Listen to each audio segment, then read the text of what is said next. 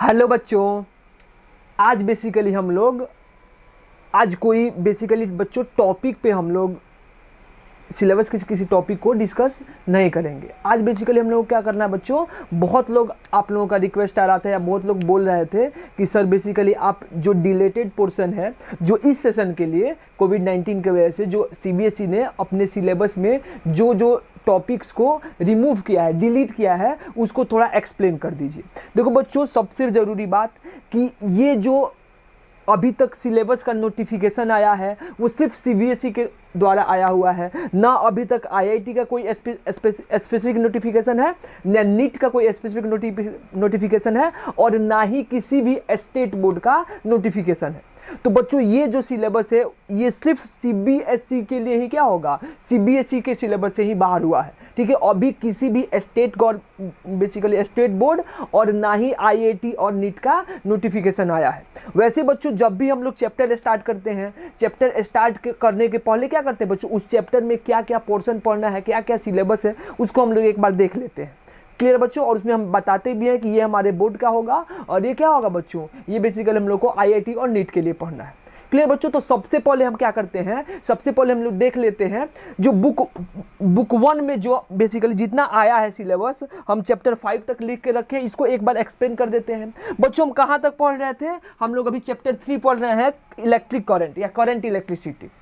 Clear बच्चों, जो chapter 1 है जिसका नाम क्या होगा बच्चों, इलेक्ट्रिक चार्जेस एंड फील्ड, इसमें सिर्फ एक पोर्शन को डिलीट किया गया है। पोर्शन क्या है बच्चों, यूनिफॉर्मली चार्ज थिन सेल, यानी हम लोग पढ़े थे ना हॉलो स्फीयर के अंदर क्या बच्चों, इलेक्ट्रिक फील्ड, अंदर और बाहर इलेक्ट्रिक फील्ड, ये हम लोग को नहीं पढ़ना है बच्चों। इसके बाद भी हम लोग पढ़े थे सॉलिड स्फीयर पढ़े थे, सॉलिड स्फीयर के कारण फील्ड और पोटेंशियल भी पढ़े थे।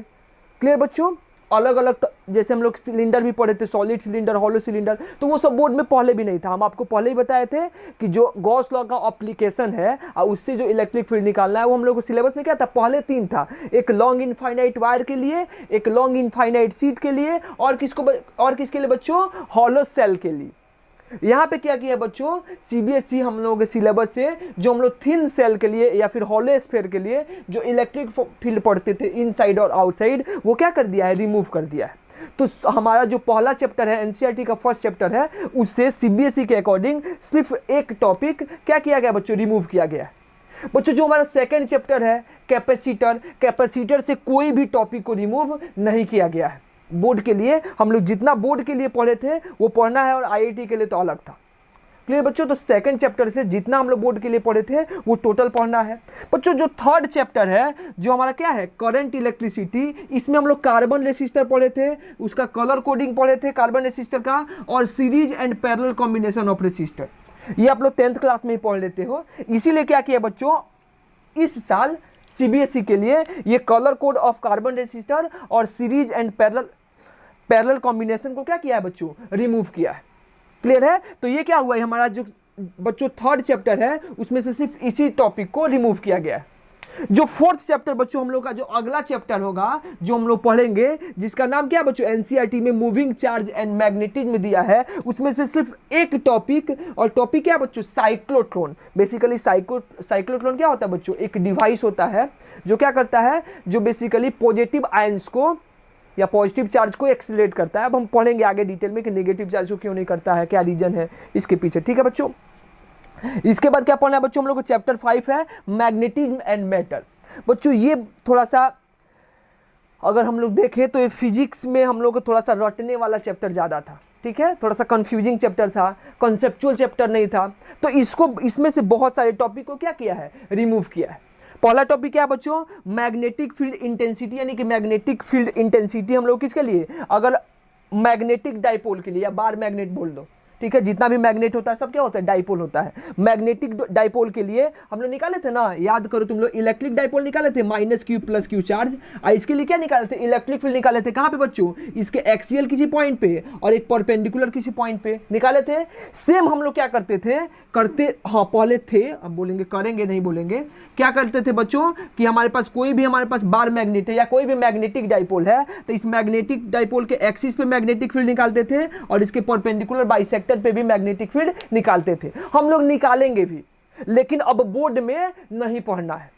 क्लियर है? तो एक ये हो गया। दूसरा क्या नहीं पढ़ना है बच्चों, टॉर्क नहीं पढ़ना है on magnetic dipole in external magnetic field. जैसे हम लोग पढ़े थे क्या बच्चों 11th बेसिकली इलेक्ट्रोस्टैटिक्स में पढ़े थे, torque on electric dipole in external electric field topic हम लोग पढ़े थे। और टाउ का फॉर्मूला कितना आया था बच्चों, P क्रॉस E, याद है? वैसे ही यहाँ पे हम लोग पढ़ेंगे कि टॉर्क ऑन मैग्नेटिक डाइपोल, ये क्या था बच्चों, इलेक्ट्रिक डाइपोल, कहाँ पे, एक्सटर्नल इलेक्ट्रिक फील्ड में। यहाँ पे क्या पढ़ेंगे हम लोग, मैग्नेटिक डाइपोल, कहाँ पे, एक्सटर्नल मैग्नेटिक फील्ड में। लेकिन बच्चों अब ये जो टॉपिक है हमारे सिलेबस से बाहर है।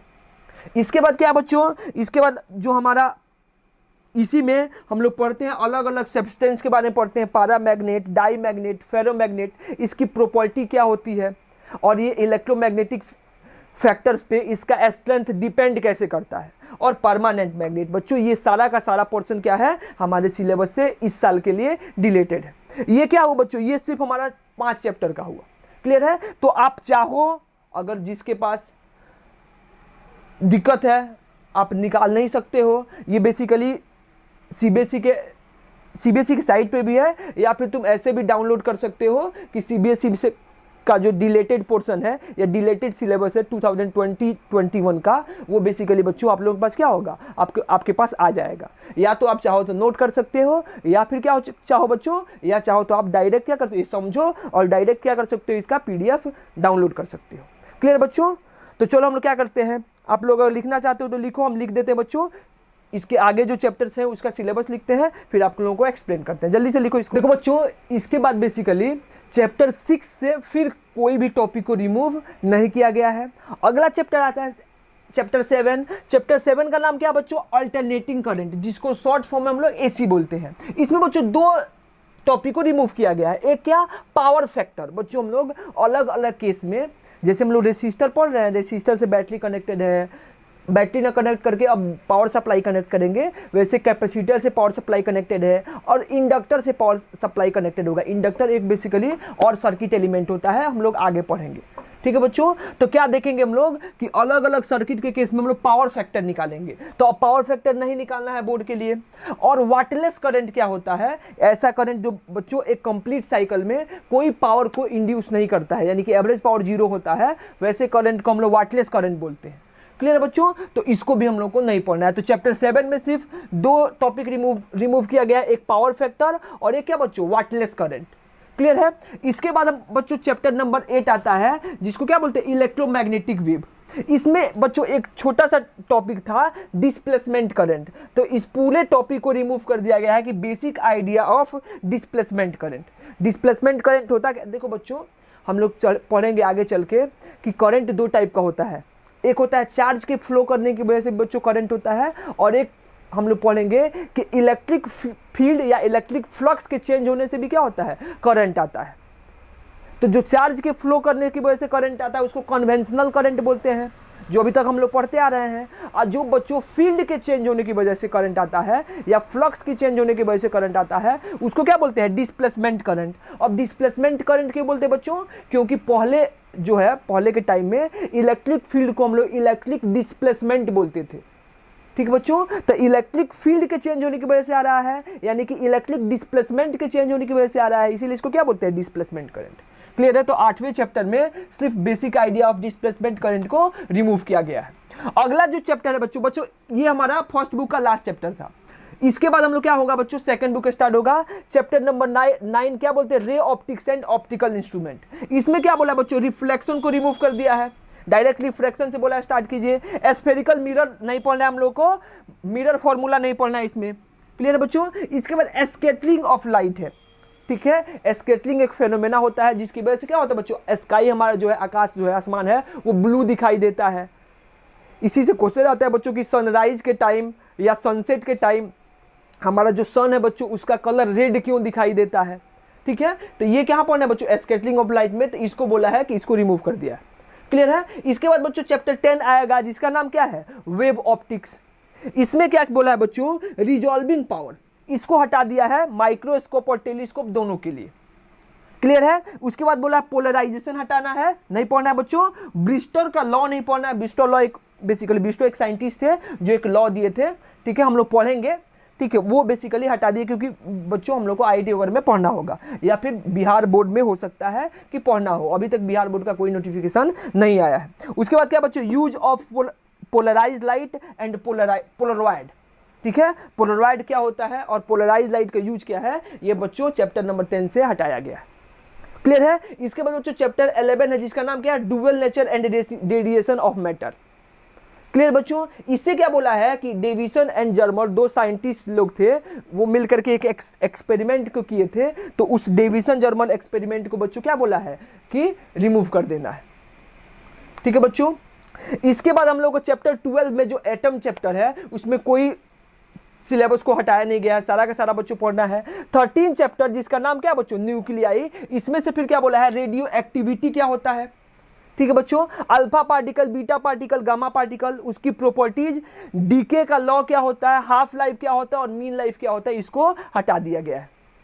बच्चों ये इसलिए हटाया है क्योंकि आप लोग अगर केमिकल काइनेटिक्स केमिस्ट्री में पढ़ोगे तो उसका हाफ लाइफ, उसका डीके का जो लॉ, उसका जो मीन लाइफ होगा बच्चों, यहाँ पे रेडियो एक्टिव का भी हाफ लाइफ मीन लाइफ वही होता है। तुम लोग अल्फा पार्टिकल, बीटा पार्टिकल और गामा पार्टिकल भी पढ़ लेते हो केमिस्ट्री में। ठीक है बच्चों, इसीलिए इस सारे के पोर्शन को हटा दिया गया है।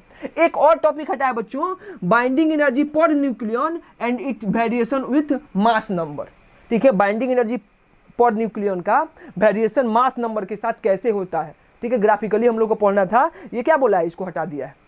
अगला जो चैप्टर है बच्चों 14 सेमीकंडक्टर एंड इलेक्ट्रॉनिक डिवाइस, इसमें से दो टॉपिक हटाया है, एक जीनर डायोड और इसका कैरेक्टरिस्टिक वाला टॉपिक, और दूसरा टॉपिक है बच्चों जीनर डायोड। और जीनर डायोड का यूज होता है एज ए वोल्टेज रेगुलेटर, यानी कि वोल्टेज को रेगुलेट करने के लिए, ठीक है, चेंज करने के लिए क्या किया जाता है, जीनर डायोड का यूज होता है। तो इसको भी हटा दिया गया है बच्चों। एनसीईआरटी में एक और चैप्टर है, लास्ट चैप्टर 15 नंबर चैप्टर, उसका नाम क्या है बच्चों, कम्युनिकेशन सिस्टम।